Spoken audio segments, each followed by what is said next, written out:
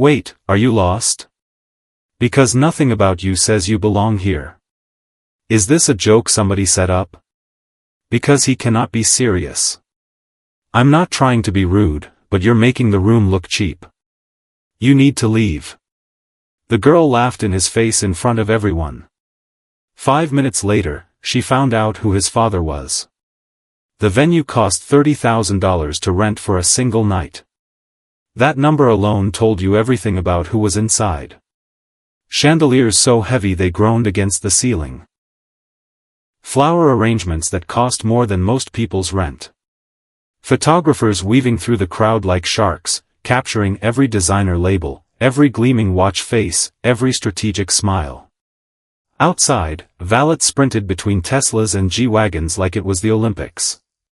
Tonight was Julian Whitfield's daughter's wedding. Old money meeting new money. Deals getting made behind champagne flutes.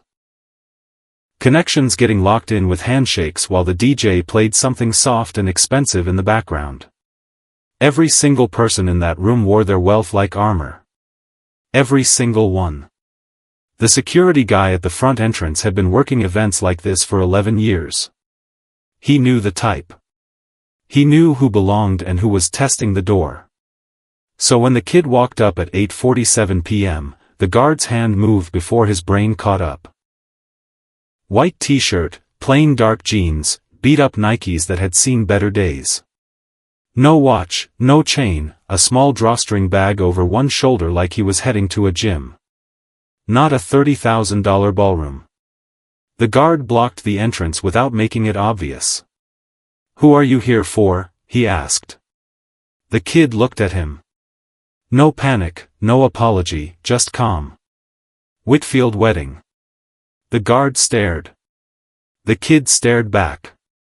There were 200 people trying to get through the door. The guard had no time for a whole interrogation. He stepped aside and let him pass, already mentally blaming the wedding coordinator if something went wrong. The kid walked in. His name was Malik Ashworth. And the moment he crossed that threshold, the room noticed him. Not warmly. People didn't stop talking about him, they talked about him quietly, the way people do when they want you to know you're being discussed but can't prove it. Is he lost? Maybe he's one of the servers. Check his badge. No badge. Walked in from the front. Someone should say something. Malik heard fragments of it. He always did. He walked to the far end of the room, near the window that looked out over the city skyline, and stood there alone. His posture was straight. His expression was still. He wasn't performing calm, he actually was calm. That made people more uncomfortable than anything else he could have done. Sienna Whitfield spotted him from across the room. She was the bride's younger sister, and she was stunning in a way she knew about and used deliberately. Red silk dress, hair blown out perfect, nails that matched her shoes that matched her bag. She had been laughing with two of her friends about something, holding a champagne flute she barely touched because she was counting every calorie at events like this. She saw Malik by the window and stopped mid-sentence. "Who is that?" she said, not asking, announcing. Her friend Chloe squinted. "He came through the front door. I saw him." Sienna's eyebrow went up. The look on her face wasn't anger yet. It was something colder, amusement. She handed Chloe her champagne and walked over. Malik saw her coming. He didn't move. She stopped 2 feet in front of him, like she owned the floor between them, which technically her family had rented for the night. "Hey," she said. Her voice was pleasant the way a warning can be pleasant. "Can I ask what you're doing over here?" "Attending the wedding," Malik said. Sienna tilted her head. "Attending?" "Yeah." She glanced down at his shoes, back up to his shirt. She made the assessment last exactly long enough for him to feel it. "Okay, I'm not going to be mean about this," she said, which was already the meanest possible way to start a sentence. "But this is a private event, and I'm going to need you to show me your invitation, because I've never seen you before in my life. I don't have a printed invite, Malik said. I was called directly. Sienna laughed, just a quick one, like she couldn't help it. She looked back at Chloe and her other friend Paige, who had drifted closer. He was called directly, she repeated, dropping her voice into a register that made the words a joke. Paige covered her mouth. Chloe shook her head slowly, like she was watching something second-hand embarrassing. Malik said nothing. Look, Sienna said, turning back to him, softer this time, like she was doing him a favor. This is the Whitfield family event. Do you understand what that means? Do you know whose wedding this is? Julian Whitfield's daughter, Malik said. Naomi. She's marrying Owen Reed. They met at Columbia. He proposed in Iceland. Sienna's smile flickered. You probably read that online, she said. I didn't. Then who invited you? Malik looked at her for a moment. Owen. The smile came back bigger now, more dangerous. Okay, I'm calling Owen over right now, and we're going to sort this out, because I think you walked into the wrong venue, or the wrong city, or something. She pulled out her phone. Malik watched her and waited. Owen Reed was 29 years old, broad-shouldered, good-looking in the way of someone who grew up with access to personal trainers and dental care. He was currently taking photos with Naomi's grandmother when his phone buzzed. He looked at the message, read it twice, and smiled. He handed the grandmother his champagne and cut across the room. Malik was watching the skyline through the window when he heard the footsteps. Ashworth. He turned. Owen was walking toward him with his arms already open. He crossed the distance in about 4 seconds, grabbed Malik by both shoulders, and pulled him into a hug that lasted long enough for everyone nearby to see. I've been looking all over this place for you, man. Why didn't you text me when you got here? Didn't want to bother you on your night, Malik said. Owen pulled back and looked at him. Are you serious right now? You fly all the way from Portland and you're standing alone by the window. Come on. The room had gone quiet in a spreading circle around them. Sienna stood exactly where she'd been standing. She had not moved. Her phone was still in her hand.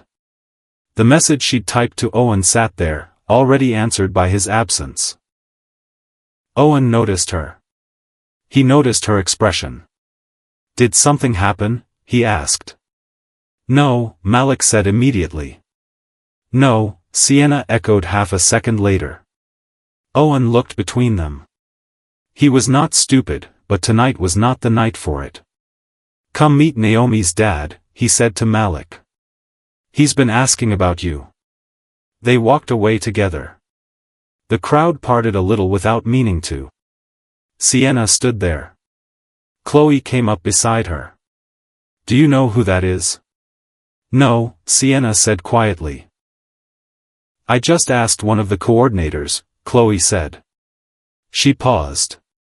Malik Ashworth. As in Ashworth Group Ashworth. Sienna felt something drop in her chest. Say that again. His father is Nathaniel Ashworth. Like the Nathaniel Ashworth. Sienna said nothing. She knew that name. Everyone in this room knew that name. Nathaniel Ashworth didn't run a company, he ran an industry. Hotels, tech, infrastructure, media. 3 consecutive years on the Forbes list. The kind of wealth that didn't announce itself because it didn't have to. His son, Sienna whispered. His only son, Chloe said. It took 17 minutes for the energy in the room to shift completely. Word traveled the way it always does at events like this, fast, in whispers dressed up like concern. Did you hear that kid in the white shirt? Nathaniel Ashworth's. She didn't know. Right to his face. By the time Nathaniel Ashworth himself walked through the front entrance at 9:15, the room was already reconstructing itself around the information. He came in without fanfare, that was the thing people always said about him afterward if they'd never met him before. You expected someone who looked like his bank account. What you got was a man in a clean gray blazer, salt and pepper hair, quiet eyes, and the kind of stillness that made a room softer when he entered. Julian Whitfield met him at the door and shook his hand for a long time. Nathaniel scanned the room. His eyes found Malik in under 10 seconds. He moved toward his son without stopping to make small talk, without pausing to accept the champagne someone tried to hand him, without slowing down for anyone. He put his hand on the back of Malik's neck the way fathers do when words aren't enough. You should have told me you were already here, he said. I was fine, Malik said. I know you were. Julian Whitfield stood nearby, watching this. He looked at Malik differently now, the way you look at something you misjudged and are trying to quietly correct your read on.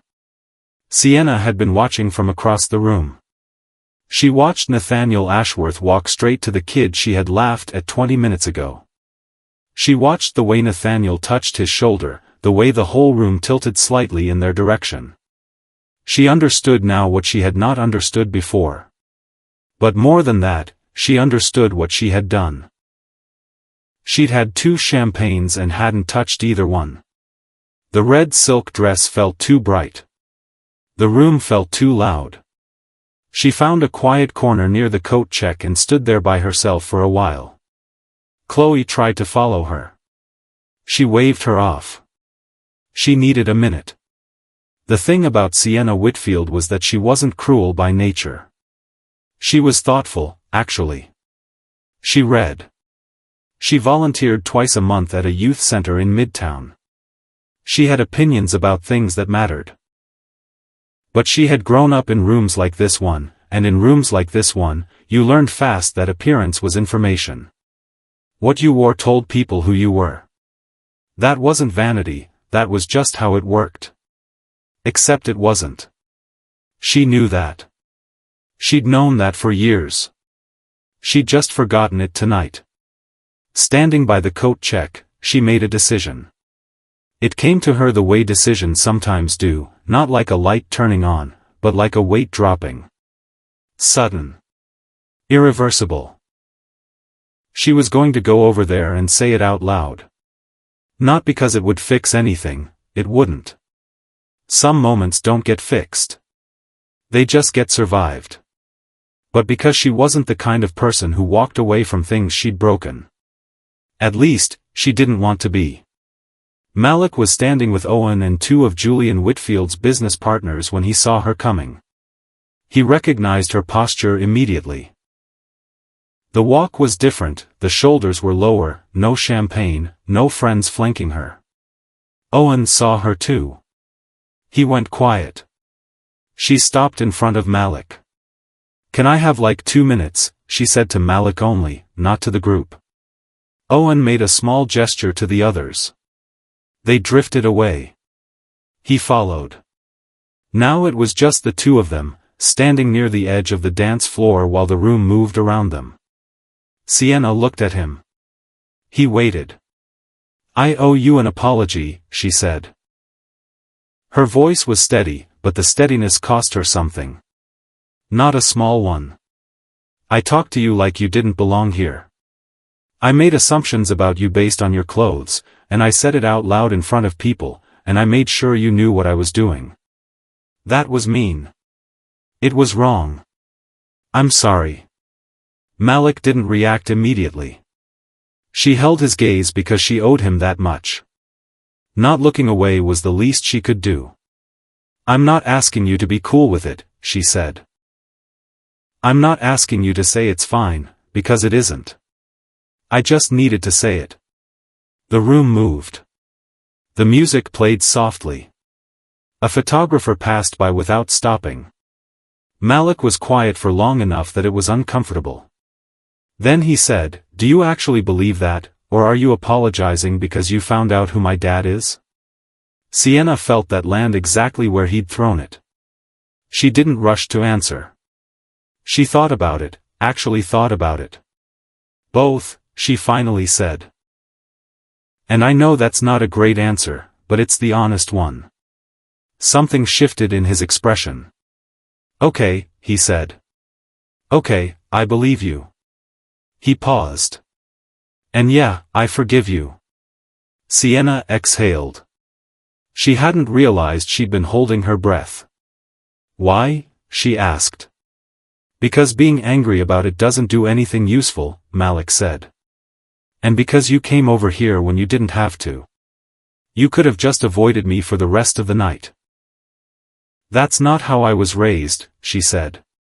Me neither, he said. A pause opened between them. Not empty, full of something that hadn't existed 20 minutes ago.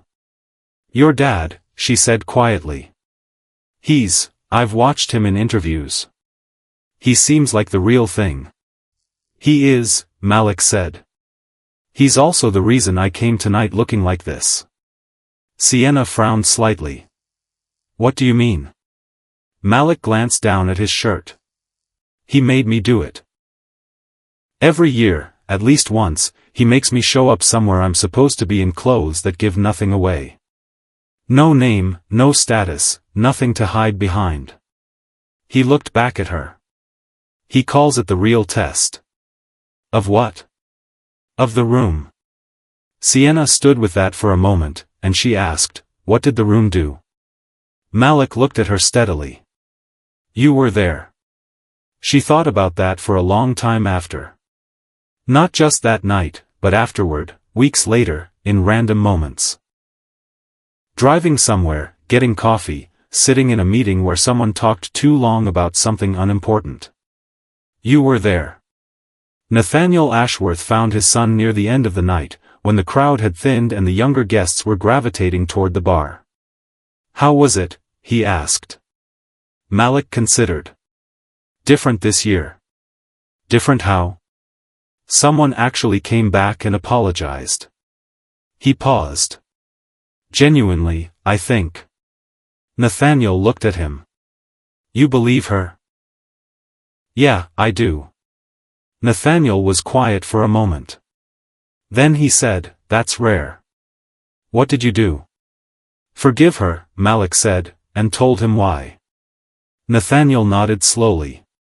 He put his hand on Malik's shoulder, the same way he had at the beginning of the night, and left it there for a moment. Good, he said. That was all, but it was enough. The last thing Sienna saw before she left the venue was Malik standing with his father by the window, looking out at the city skyline.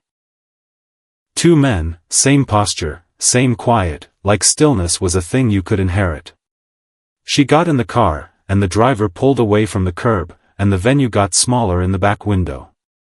She thought about the room, about the way it had been arranged around what it could see and not what it couldn't, about what it cost to actually look at someone. 3 weeks later, Sienna was back at the youth center in Midtown where she volunteered. One of the kids, 14, oversized hoodie, headphones around his neck, walked in late and sat in the back without making eye contact with anyone. Some of the other volunteers glanced at each other. Sienna pulled up a chair and sat next to him. What's your name? He looked at her sideways, suspicious, like he was waiting for the next move. Milo, he said. You good, Milo? Yeah, okay. She didn't push. She just stayed there. After about 10 minutes, he started talking. She never told anyone about that night at the wedding. She didn't post about it. Didn't make it a story about how she grew. She just carried it. Some lessons don't need an audience. The ones that matter usually don't. The most expensive thing in any room is never the chandelier. It's knowing who to look at.